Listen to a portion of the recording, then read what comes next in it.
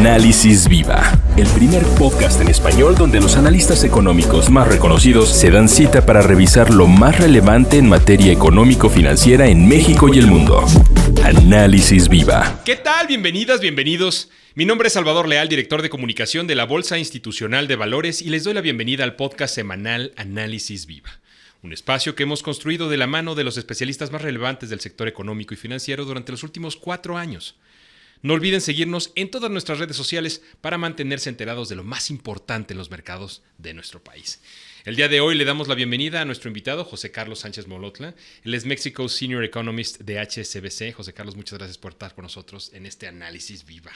Al contrario, muchas gracias a ustedes, Salvador. Como siempre, un gusto estar con ustedes. Oye, si te parece bien, vamos a enfocarnos ahora un poquito más a lo local, ¿no? En episodios pasados hemos estado hablando de lo que está pasando allá afuera, ¿no? Han habido movimientos geopolíticos de relevancia, pero en esta ocasión me gustaría ponerle el foco, si te parece bien, hacerle este zoom a temas más puntuales en lo local. Empezando yo creo que por la perspectiva de crecimiento económico para nuestro país al cierre del 2023, ¿cómo lo estás viendo? ¿Hacia dónde está confluyendo esto? Sí, claro que sí. Mira, es un contexto global, como tú mencionas, con varios factores sucediendo. Sin embargo, la historia, digamos, de México a nivel económico, pues sigue siendo una historia de resiliencia hasta donde vamos. Estamos empezando prácticamente el cuarto trimestre del año, prácticamente estamos encaminándonos al cierre de este y pues también empezando a tener ya un poquito la mira hacia el 2024. En ese sentido, la actividad económica, como bien sabes, ha mostrado una resiliencia importante, ¿no? Eso se puede reflejar, por ejemplo, en cómo han ido cambiando las expectativas de crecimiento por parte del consenso y las propias. Arrancamos el año, por ejemplo, con un consenso y nosotros esperando en HSBC un estimado de alrededor de 1% de crecimiento. Hoy en día el consenso está esperando un crecimiento de 3.1%, alrededor de esa cifra. Nosotros estamos ligeramente por arriba en 3.3%, lo cual de alguna manera ilustra pues estas sorpresas positivas que hemos estado viendo. Nosotros creemos que en este contexto global que comentabas al inicio, México podría empezar a ver una cierta moderación en algunas fuentes de crecimiento, principalmente en aquellas que tienen una relación más fuerte con el canal, por ejemplo, de exportaciones, con el canal externo.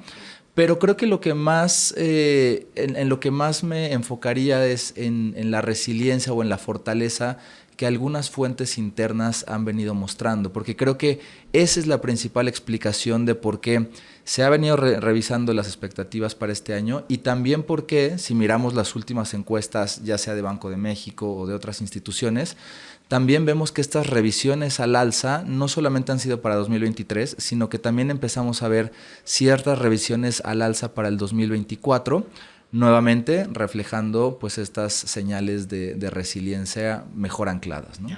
Oye, 2 cosas que me gustaría comentar al respecto. La primera, estas fuentes internas que mencionas se refieren particularmente al consumo, por ejemplo, y 2, ¿qué tanto están ustedes viendo el juego de fin de administración y luego el ruido que de repente se da durante la temporada electoral hacia pues las vísperas ya de la siguiente administración en lo que será el próximo año?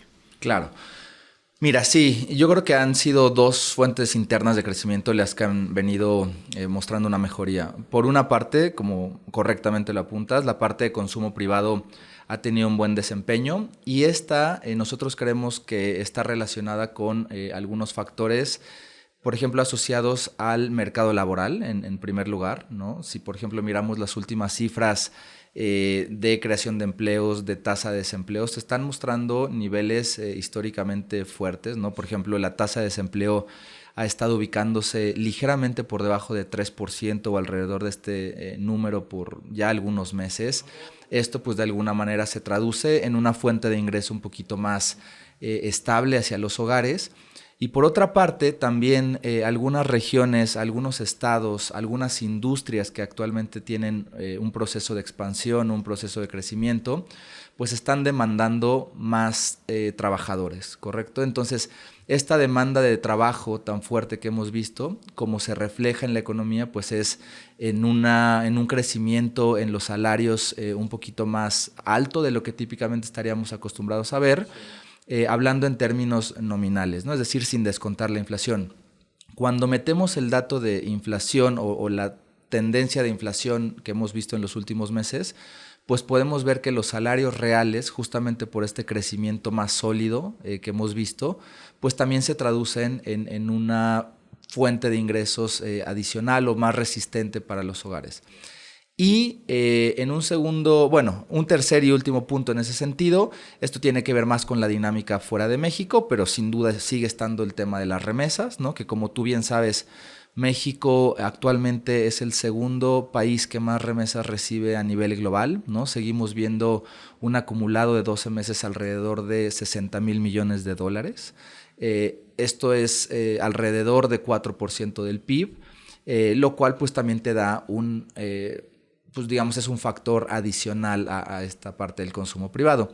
Y en una segunda instancia, la parte de inversión, que si bien sigue habiendo un poquito de claroscuros, no es una historia homogénea entre sectores todavía, etcétera, pero sí hemos podido ver cómo las últimas cifras que se han reportado han mostrado pues un comportamiento un poco más favorable, principalmente en la parte de importación de maquinaria y equipo, así como también en la parte de construcción no residencial. Y esto pues sin duda ha anclado o ha dado un soporte adicional a estas fuentes internas de crecimiento, ¿no? Entonces creo que eso es lo que ha cambiado en los últimos meses, que antes no estaba tan presente en la economía. Fin de administración, ¿lo tomas ahí como algo que pudiera impulsar un poquito más o a lo mejor jalar la carreta?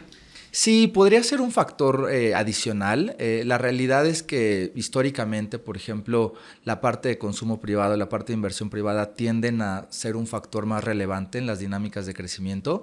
Aunque bueno, como tú bien sabes, tuvimos una propuesta de presupuesto para el siguiente año que presenta déficits un poquito más amplios, los cuales detrás de ellos hay, pues digamos que un gasto un poquito más dinámico en algunos programas sociales, en algunos proyectos. Entonces, podría eso también ser un factor adicional, aunque nuevamente lo vemos por detrás de estos factores del consumo privado o de la inversión privada, ¿no? Quizás sea algo que pueda añadir un poquito de dinamismo, pero no lo vemos como un factor que tenga el mismo peso como el consumo privado o como la inversión privada. Ok. Oye, con respecto al crecimiento, siempre pone, no digo que a temblar, pero levanta ciertos focos de atención cuando las economías crecen demasiado por temas de inflación. ¿Cómo estás viendo tú esa perspectiva para los siguientes meses aquí en México? Sí, es un gran punto, porque yo creo que eso explica en gran medida, por ejemplo, la cautela que ha venido mostrando el Banco Central, ¿no? Creo que México, como tú bien mencionas, ante una dinámica de crecimiento más favorable, con un número esperado de crecimiento para este 2023 por arriba de la tendencia de largo plazo, pues la pregunta es qué tanta presión puede meter esto a los precios por el lado de la demanda, ¿no? Entonces creo que es un riesgo sin duda para la inflación, sobre todo para la inflación subyacente. Creo que hay algunos componentes que lo reflejan de manera un poquito más clara. Es interesante ver, por ejemplo, cómo cuando tú te enfocas únicamente en el componente subyacente de la inflación, sigue estando por arriba de la inflación general, con una trayectoria a la baja, lo cual lo vemos de manera muy favorable, pero todavía digamos que significativamente por arriba de la meta del 3% que tiene Banco de México. La parte de mercancías, los precios tanto de mercancías alimenticias como no alimenticias, con una tendencia mucho más clara a la baja. Creemos que eso va a ser lo que ancle la inflación en los siguientes meses y lo que siga ayudando a este proceso de desinflación. Pero lo que tú mencionas es muy importante porque cuando tú te enfocas en el componente de los servicios, la película es un poquito más mezclada en el sentido de Tienes presión importante, por ejemplo, en el componente de vivienda, ¿no? Es un componente sumamente relevante, representa alrededor de un poquito más de 14% del total en cuanto al peso dentro de la canasta de la inflación. Tienes un componente de colegiaturas que también ha estado presionado.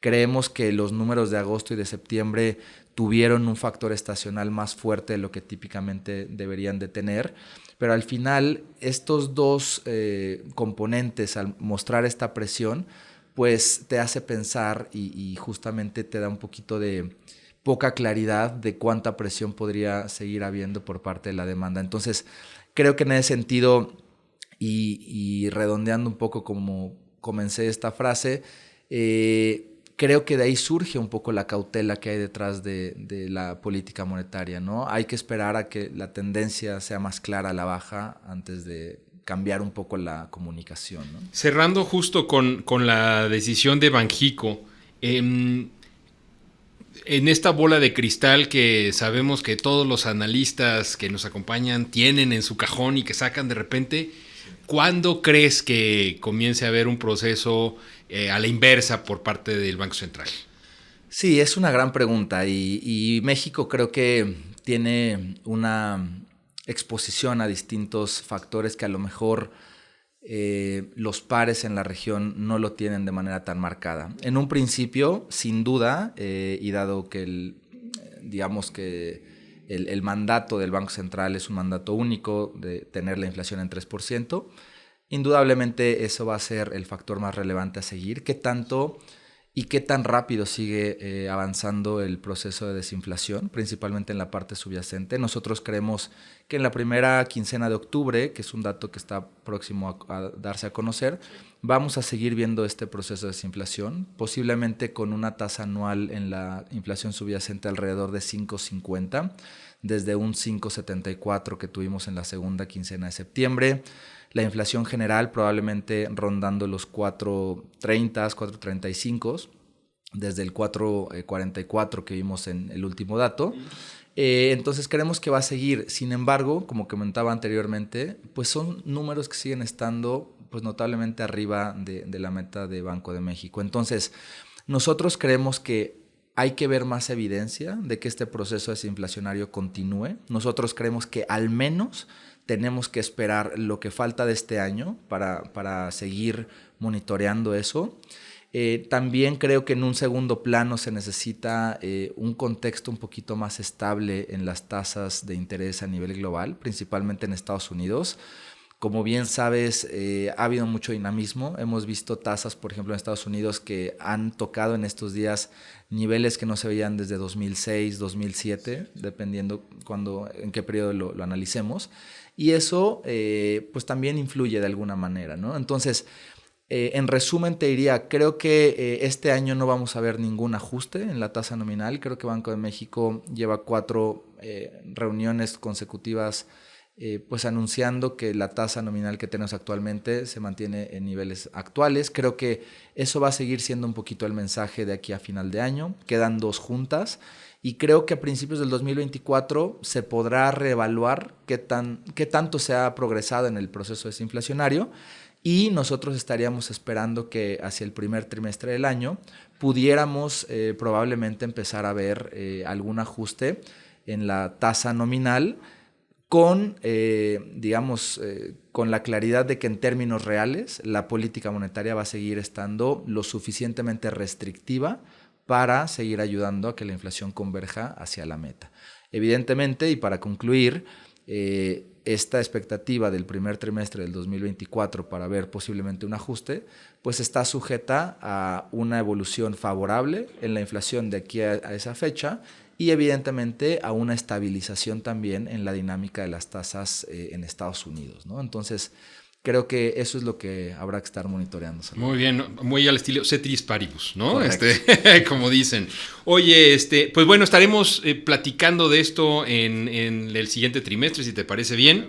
Y te agradecemos mucho que nos hayas acompañado en este episodio de Análisis Vivo. Al contrario, muchas gracias a ustedes. Él es José Carlos Sánchez Molotla, México Senior Economist de HSBC. Y a ustedes muchas gracias también por escucharnos. Si el episodio fue de su agrado, los invitamos a dejar una reseña, un like en cualquiera de las plataformas desde la que nos escuchen o compartirlo a sus contactos y amigos. Si están viendo este podcast a través de YouTube, no olviden suscribirse a nuestro canal para recibir notificaciones de las próximas publicaciones. La producción de este podcast estuvo a cargo de Rogelio Unzueta. Agradecemos a nuestros ingenieros en audio y video Héctor García y Omar Vieira. Los acompañó Salvador Leal y esto fue Análisis Viva. Hasta la próxima. La Bolsa Institucional de Valores presentó Análisis Viva. Suscríbete a nuestro podcast y síguenos en todas nuestras redes sociales.